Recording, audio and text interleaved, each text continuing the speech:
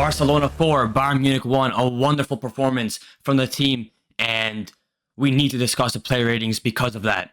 Let's start off with Iñaki Peña. He came in, but it wasn't anything special. He didn't really have to face too many shots. Kane scored 2 goals, one of them being offside. He was decent in the build-up, Peña, with the passes that he did, but overall it wasn't anything special. I'd give him a 6.5. I still have I don't really trust him. He's not really good at saving the ball. He's just got lucky that the offside trap has been working superbly well for Barcelona, and he's received some cover from that. Because if he's going to face shots, and he will face a lot of shots against Real Madrid, it's not looking too good. But fair enough to him. He held it down pretty well. 6.5 for his Bayern. Let's start with the right back, Jules Koundé. He had a very good performance, but it was nothing crazy. He held it down well on the right side. Once again, part of that high line offside trap that Barca pulls off. I'll give him a 7.5. He wasn't insane, but he did a really good job of holding out that right side. Of course, the goal came from him, from his side, where Gnabry came in and whipped it in for Kane to finish. But other than that, he was very good. 7.5 for Jules Koundé. Kubarsi was very good yesterday as well. For a 17-year-old, you don't really find players of that age, 17 years old, playing center back at a high level consistently. Kubarsi is doing that. He's very good. He's very good at defending. He's very good at holding the line. He's not going to lose focus. He's good at passing. He's good at picking out passes and breaking lines. For his age, he is unbelievable. Yesterday, he did pretty decently. The whole defense for Barcelona, it was nothing special, but they did a good job of holding it down. Kubarsi, 7.5 as well. Inigo Martinez, he, I think, was the better defender across the whole back four versus Bayern. He did it very well. He is the leader of this back line. He's a center back. He's the oldest there. He has the most experience. I think he is the one leading the offside trap, and he did it very well, getting balls out, getting crosses out. There was a moment where in the first half, Bayern got into the 6-yard box, not just the 18-yard box, the 6-yard box of Barcelona, and he cleared the ball away before Guerrero could finish a chance. That could have been 2-1 for Bayern. So Inigo Martinez, I'd give him an 8.0. He did very well yesterday. Balde, he didn't really do much in all season, ever since his really good season that he had in 2022, 2023, where Barca won La Liga. Ever since then, his final ball ability has been very weak. I don't know what it's been. He's released it late. He hasn't hit targets, but he's been very good at running up and down the wing. He's covered a lot of the distance. He's decent at holding down the left-hand side defensively. It's just attacking-wise, he hasn't really been there for quite a while now. I don't know what's happened to him in that regard, but I'd give him a 7. I think he was a weaker one of the defenders yesterday. He wasn't woeful, but he also wasn't too great. I think I'd give him a 7, but I don't know what's happened with his final ball ability. In that season that Barca won La Liga, he was very good. He got a lot of assists from passing into that final third and into the box, but I don't know what's happened recently. He hasn't found too many passes. Almost all of his crosses get blocked. I don't know what it is, but if he can find his old form attacking-wise, he'll be unbelievable. Casado was unreal yesterday. He came into this game. He's been compared to Kimmich profile-wise, but he is literally Kimmich with more defensive ability. He's a metronome in the midfield. He's young. He has a lot of energy. He brought defensive stability to the Barca midfield, especially considering Pedri is his double pivot partner. Pedri, of course, not being the strongest defensively or physically. Casado was cleaning up Bayern attacks. He did very well. 9.0 for Casado. He was absolutely unbelievable yesterday. And considering Marc Bernal, he got injured. He was a starter at first. And the first 2 or 3 games of the season, Casado wasn't too good. Bernal was starting. Bernal was absolutely immense. But he, of course, with the Barca luck, typical, he got the ACL injury. Now Casado stepped in, and he's been unbelievable. So that's very good. Hopefully he gets no injuries, because if that's the case, then Barca will be left without a real defensive midfielder. And we know how that's looked ever since Busquets left the club. Pedri is top 2 midfielders in the world right now. He is unbelievable. 9.5 for Pedri. Before I even say anything else, 9.5 for Pedri. The way this guy can just control a pitch, and the way he can get away from tight areas with pressure on him, with 3 or 4 players on him, he rarely loses the ball, and the way his precision and his passing is absolutely just unbelievable. His dribbling is crazy. He is a mixture of Iniesta and Xavi. He's not just Iniesta like he's been compared to. He's a mixture of both. And yesterday he was just unbelievable. He was getting in and around players. He was passing the ball left, right, and center. The fourth goal for Barcelona started from him hitting Yamal into a very good area after Bayern were pressing high, trying to get a comeback started. He cut that off basically. He said, "Give me the ball." He gave it to Yamal, and then that was that. The fourth goal happened, but Pedri was absolutely unbelievable, and he's reached a new level this season. He is not getting injuries, thank God, so far. Hansi Flick has done well with him physically, but yesterday specifically, 9.5 rating. He was absolutely unbelievable, Pedri. And he's definitely one of my favorite players right now. When I buy the Barca shirt this season, he's going to be one of the players that I get, considering I get the home and away kit. Fermin Lopez, he filled in at the number 10 role. Of course, he had an injury as well. He was out for 5 weeks alongside Dani Olmo. He came in. He had more minutes recently. Dani Olmo didn't really play.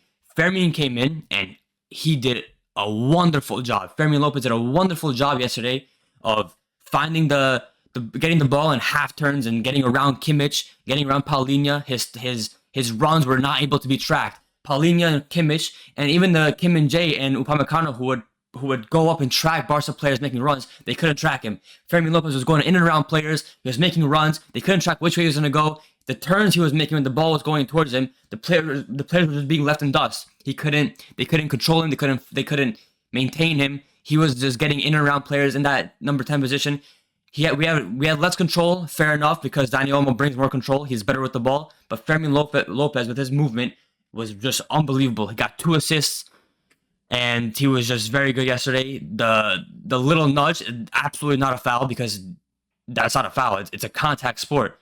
The contact has to be sufficient for it to be a foul. He barely touched Kim and Jay, but it was just enough to put him off. Considering Kim and Jay's a big center back, he jumped with no structure in his body. He just jumped up with no stability. Fermin Lopez took advantage of that and then got the assist to Lewandowski after that. Very good from him. 2 assists, 9.0 for Fermin Lopez.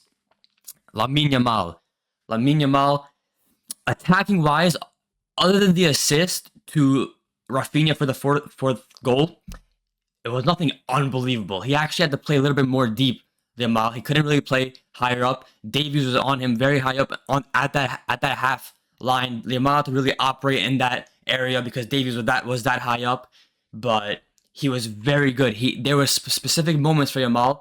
He made important dribbles that got the team out of pressure, and they got himself out of pressure. And if those things didn't happen, if he didn't do those things very perfectly like he did them, it could have been bad for Barcelona, because Bayern could have won the ball in those situations, counterattacked, and then scored. But Yamal was very good yesterday. I'd give him an 8.5. Yamal's now, you never really get a poor performance from Yamal. Even if he's not going to do too much in the final third, he's still going to bring a lot of control to that midfield. If he's not going to be present in the final third, he will drop a bit deeper and then offer some control. He has the ability to do that. He is unbelievably good this season. He has reached a new level, of course. 8.5 for Yamal. Rafinha, of course, hat-trick. Second hat-trick of his career, second hat-trick of this season. He has been absolutely unbelievable. And when he puts that captain's armband on, it's like he is just another human. He is Ronaldinho and Neymar, just unbelievable footballer. He's not Ronaldinho and Neymar in regards of dribbling, but his efficiency is through the roof right now. He is scoring so many goals. His press is unbelievable. He leads the press for Barcelona, especially considering Lewandowski is 37 years old. Rafinha has been unbelievable this season. Hat-trick, his shots, his movement, his ability, his speed. He even got faster this season. His speed has been superb this year. He's getting past players. Kim and Jay and Upamecano are very fast center backs. He was getting past them with ease yesterday. And of course, the 3 goals that he scored, that 4th goal was a great finish. That first goal in the first minute, he was out like a light. He was out. Got around Neuer. Neuer, of course, had a very poor performance, but Rafinha capitalized on that and a hat-trick.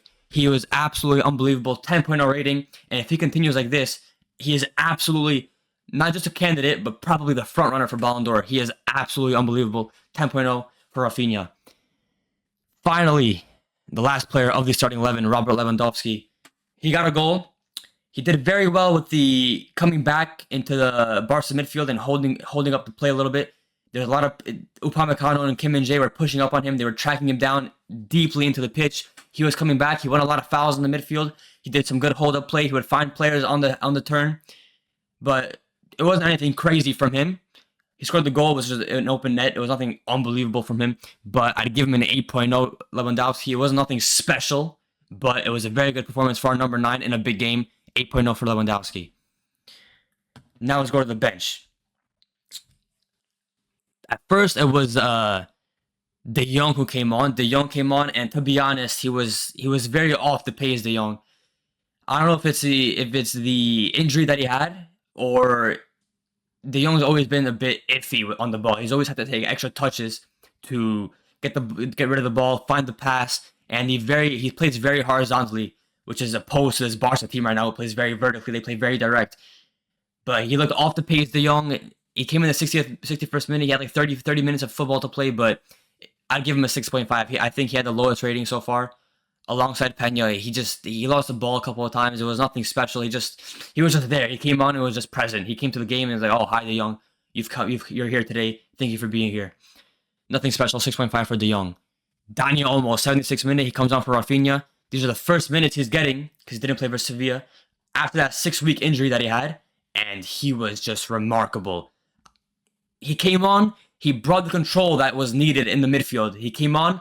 He brought control. He linked up well with Casado and Pedri, and he made some wonderful passes up towards the pitch when Bayern were putting up pressure on him, and he did some wonderful dribbles as well to get out of pressure, and he just brought the control. Like I said, I'd give Daniel Olmo an 8.0.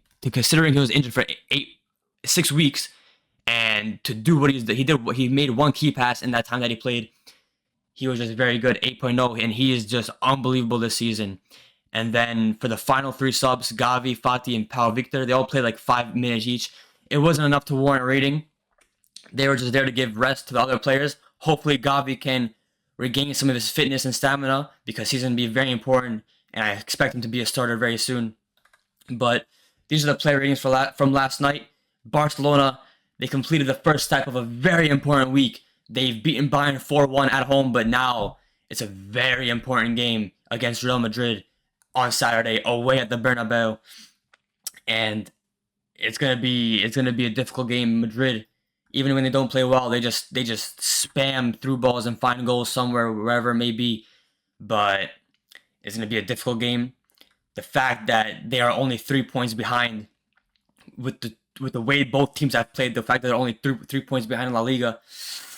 It's very interesting to say the least, but it's going to be an important game. Barcelona needs to come and win that, especially with that record on the line. It's very interesting now, but let me know what you guys think.